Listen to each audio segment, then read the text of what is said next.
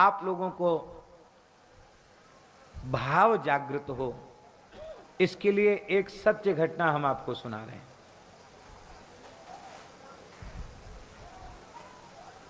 ये जो यमुना मंदिर है श्री वृंदावन में, अति प्राचीन यमुना मंदिर, यमुना जी का सबसे प्राचीनतम स्वरूप मलुक पीठ का ही भाग है। वहां के बगल में एक पीपल है, यमुना जी की ही भूमि में। आप लोगों ने देखा हो, गली में घुसते पीपल है। उस पीपल के नीचे एक पागल के वेश में एक महानुभाव पड़े रहते थे। अवस्था हमारा अनुमान है 40 वर्ष से अधिक की नहीं होनी चाहिए। देखने में लगता था कि किसी भले घर का बालक है, बोलता बिल्कुल नहीं किसी से कुछ भी, और मांगने भी नहीं जाता। कोई महात्मा से वहां से पारस लेके निकलते, कोई महात्मा रोटी दे देते, पंगत में भी नहीं जाता कहीं, रोटी दे देते। तो बाबा आश्चर्य की बात है, रज में ही रोटी और रज में ही साग उसी में पाले था, रज में ही कुछ नहीं। और उसी में बंदर ले गया, उसको भी नहीं भगाना, गैया खा गई, उसको भी नहीं भगाना, महाराज क्या कहें, सुअर खा गया तो भी नहीं भगाना। और कोई कपड़ा ठंडी में उड़ा गया तो ओढ़ लिया, नहीं तो ऐसे ही पड़े। शरीर नंगा है कि उघारा है, इससे कोई प्रयोजन नहीं। नहाते धोते भी शायद नहीं थे, शरीर पर खूब रज चढ़ी हुई, बड़े बड़े उनके नख, दृष्टि सदा ऐसी रहती। तो अपने राम सुदामा कुटी में निवास करते थे उस समय महाराज जी के चरणों में।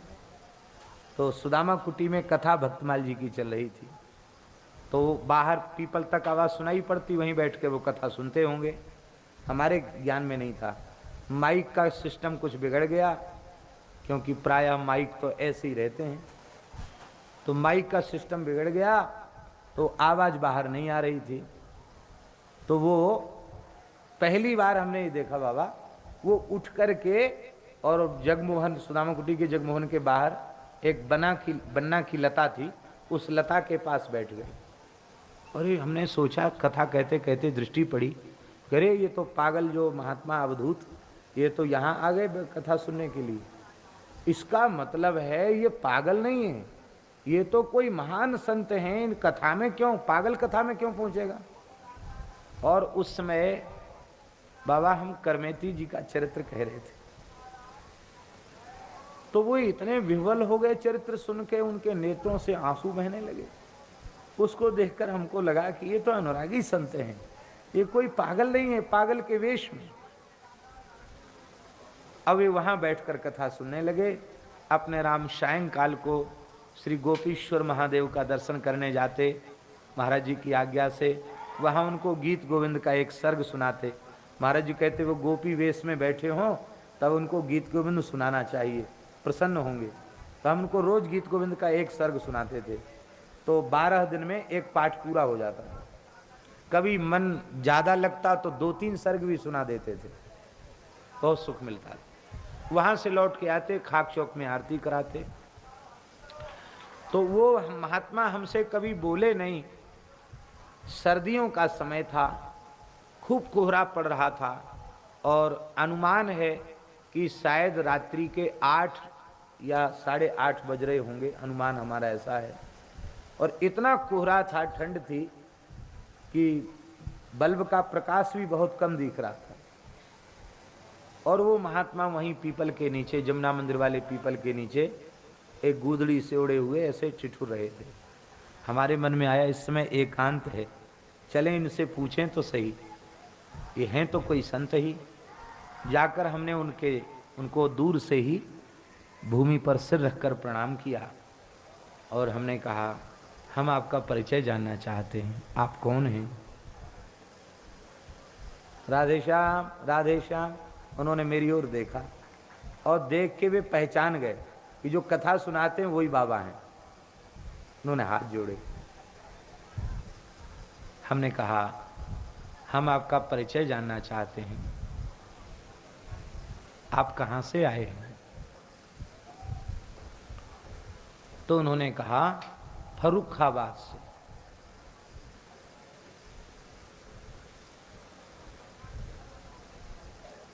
फिर हमने पूछा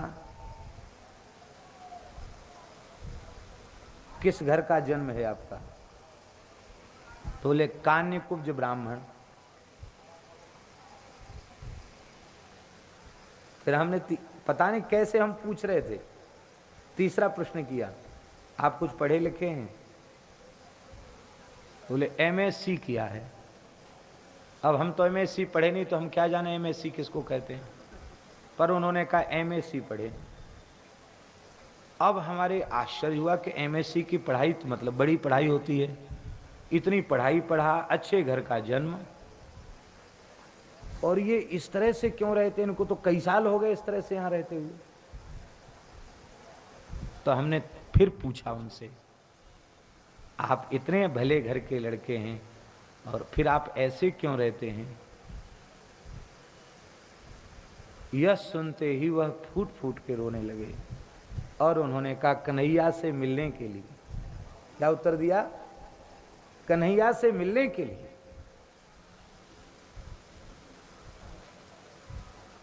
फिर हमने पूछा आपको इस रहनी से रहने पर कन्हैया मिल गए, श्री कृष्ण मिल गए? ले हाँ मिल गए। बहुत विश्वासपूर्वक स्वीकार किया, हाँ मिल गए।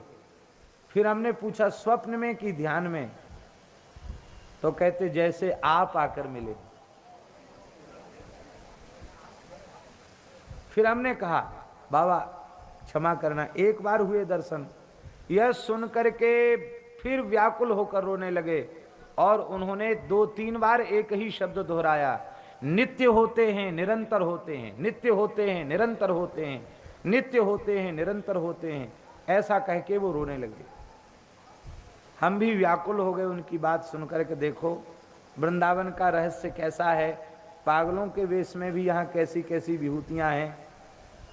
फिर उन्होंने रो करके एक शब्द कहा, महाराज हम जैसे रह रहे हैं वैसे ही रहें, हमें विक्षेप न हो, आप इस बात का किसी के सामने प्रकाश मत करना। आप सोचो प्रतिष्ठा की कामना होती तो कहते हमारा प्रचार कर देना, किसी के सामने कहना नहीं। हम कि बाबा आप रो मत, जब तक आपका शरीर रहेगा हम किसी के भी सामने आपके संबंध की कोई चर्चा नहीं करें। ऐसे ही महाराज इस घटना के शायद 4-6 महीने बाद ही, 4 महीने बाद या ज़्यादा से ज़्यादा 6 महीने बाद सहज ही उन्होंने खाना पीना छोड़ दिया और वहीं पीपल की जड़ में ही रज में लेटे लेटे देह त्याग कर दिया। लोग उनको जमुना जी पहुँचाए। उसके बाद जब कभी हमें इस प्रसंग में उन महानुभाव की स्मृति आती है तब हम उनका वर्णन करते हैं। क्या नाम था ये तो हम नहीं जानते, बस वो पागल वेश में छिपे हुए कोई अनुरागी संत थे।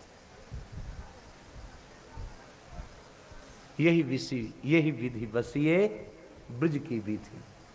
तो हमको पंक्ति लगती है कि वो उस पद्धति से रहे इसलिए उनको लाभ मिल गया। हरिशरणम।